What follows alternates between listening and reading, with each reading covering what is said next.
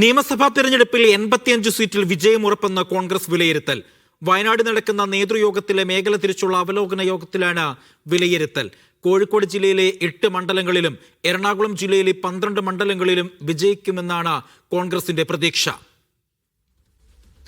അസ്ലമുണ്ട് വിവരങ്ങൾ നൽകാനായി. അസ്ലം, വലിയ തലത്തിലുള്ള ഒരു ആത്മവിശ്വാസം തന്നെയാണ് കോൺഗ്രസിനുള്ളത്. 85 സീറ്റിൽ വിജയം ഉറപ്പെന്നാണല്ലോ നേതൃയോഗം പറഞ്ഞിരിക്കുന്നത്. ഈ തെരഞ്ഞെടുപ്പ് രംഗത്തെ തന്ത്രജ്ഞരും ഇന്നത്തെ ഈ യോഗത്തിൽ ഉണ്ടായിരുന്നല്ലോ, കനകലു ഉൾപ്പെടെയുള്ള. അപ്പോൾ അവരുടെയൊക്കെ ഒരു വിലയിരുത്തലാണോ ഈ 85 സീറ്റ്?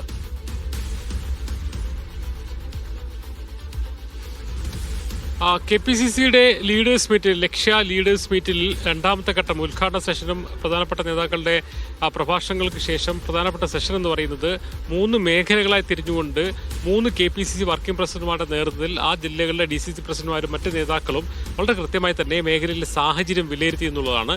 നിലവിൽ എത്രത്തോളം വിജയിക്കാൻ സാധ്യതയുണ്ട്, എന്തൊക്കെയാണ് ആ സാധ്യതകൾ, എന്തൊക്കെയാണ് വെല്ലുവിളികൾ, ഇനി എങ്ങനെയാണ് മുന്നോട്ട് പോകേണ്ടത്, അതോടൊപ്പം തന്നെ മാനിഫെസ്റ്റോ ഉൾപ്പെടുത്തേണ്ട വിഷയങ്ങൾ ആ മേഖലയുമായി ബന്ധപ്പെട്ട് എന്നിങ്ങനെയാണ് ചർച്ചകൾ നടത്തിയത്. അതിൽ കൃത്യമായ ഒരു വിലയിരുത്തൽ, മേഖല തിരിച്ചുള്ള വിലയിരുത്തലുകളാണ്. ആകെ 140 സീറ്റുകളിൽ 85 സീറ്റുകളിൽ വിജയം ഉറപ്പെന്നൊരു ഘട്ടത്തിലേക്ക് വന്നിരിക്കുന്നത്. ഉത്തരമേഖല, അവർ ഷാഫി പറമ്പിൽ വർക്കിംഗ് പ്രസിഡന്റ് ആയിരിക്കുന്നത് ചുമതലയുള്ള 4 ജില്ലകൾ, ഒന്ന് കാസർഗോഡ് ജില്ലയിൽ 5 സീറ്റിൽ 3 സീറ്റ് വിജയം ഉറപ്പെന്നാണ് അവർ പറയുന്നത്. കണ്ണൂരിൽ 14-ൽ 11-ൽ 4 സീറ്റുകൾ മാത്രമാണ് അവർ ഉറപ്പിക്കുന്നുള്ളൂ. കോഴിക്കോടാണെങ്കിൽ 13-ൽ 8 സീറ്റുകളിലേക്ക് വരെ വിജയം പോകാൻ സാധ്യതയുണ്ട്. വയനാടാണെങ്കിൽ 3-ൽ 3 സീറ്റും വിജയിക്കും. അങ്ങനെ ഉത്തരമേഖലയിൽ 32 സീറ്റുകളിൽ, ആകെയുള്ള 32 സീറ്റുകളിൽ 18 സീറ്റുകളിൽ വിജയിക്കുമെന്നാണ് അവർ കോൺഗ്രസ് വിലയിരുത്തിയത്. കുറഞ്ഞ എണ്ണമാണ്, കൂടുതലേക്ക് 22ലേക്കും വരെ വരാമെന്നുള്ളതാണ് അവരുടെ കണക്ക്.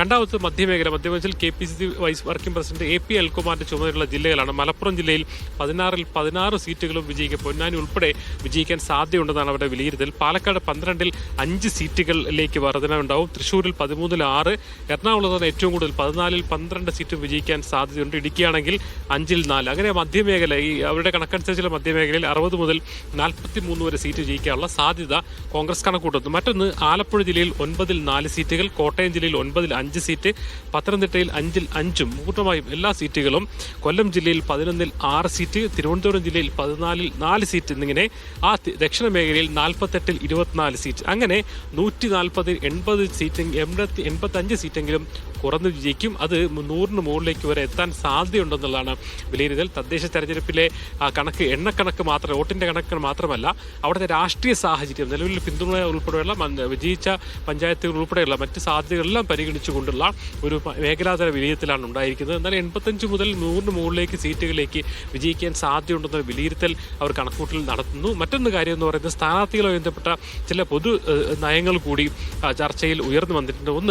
ഒന്നാമത്തെ കാര്യം എന്ന് പറയുന്നത്, സ്ഥാനാർത്ഥികളെ കെട്ടിയിറക്കാൻ പാടില്ല എന്നുള്ളതാണ്. അതായത് മണ്ഡലം കമ്മിറ്റികളുടെയും ജില്ലാ കമ്മിറ്റികളുടെയും അഭിപ്രായം പരിഗണിച്ചിട്ട് മാത്രമേ സ്ഥാനാർത്ഥികളെ നിശ്ചയിക്കാവൂ എന്നുള്ളതാണ് ഏറ്റവും ഉയർന്നു വന്ന ഒരു കാര്യം. രണ്ടാമത്തെ കാര്യം എന്ന് പറയുന്നത്, ഇതുവരെ വിജയിക്കാത്ത മണ്ഡലങ്ങൾ, അതായത് വലിയ UDFന് വലിയ സാധ്യതയില്ല, അതേസമയം LDF എപ്പോഴും നിരന്തരമായി വിജയിച്ചുകൊണ്ടിരിക്കുന്ന മണ്ഡലങ്ങളിൽ പൊതു സ്വാതന്ത്ര്യം ഇറക്കി ഒരു പരീക്ഷണം നടത്തുക എന്നുള്ള നിർദ്ദേശം കൂടി ഉയർന്നു വന്നിട്ടുണ്ട്. ഇപ്പോഴും മേഖലാതല യോഗത്തിന് ശേഷമുള്ള അവലോകനവും മറ്റുമൊക്കെ ഇപ്പോഴും തുടർന്നുകൊണ്ടിരിക്കുകയാണ്. ഇതിന് ശേഷം കോർ കമ്മിറ്റി ചേരും. കോർ കമ്മിറ്റിക്ക് മുന്നിലായിരിക്കും സുനിൽ കനകോഗുരു അദ്ദേഹത്തിൻ്റെ ടീം പഠനം നടത്തിയതിൻ്റെ അടിസ്ഥാനത്തിലുള്ള റിപ്പോർട്ടുകളും തന്ത്രങ്ങളും മുന്നോട്ട് വയ്ക്കുകയുള്ളൂ. ഇതെല്ലാം മുൻനിർത്തിക്കൊണ്ട് നാളെ VD സതീശൻ്റെ നേതൃത്വത്തിൽ ഒരു നയരേഖ, ചർച്ചകളുടെ കൂടി ഉൾപ്പെട്ടുകൊണ്ടൊരു നയരേഖ, കരട് നയരേഖ വയ്ക്കും.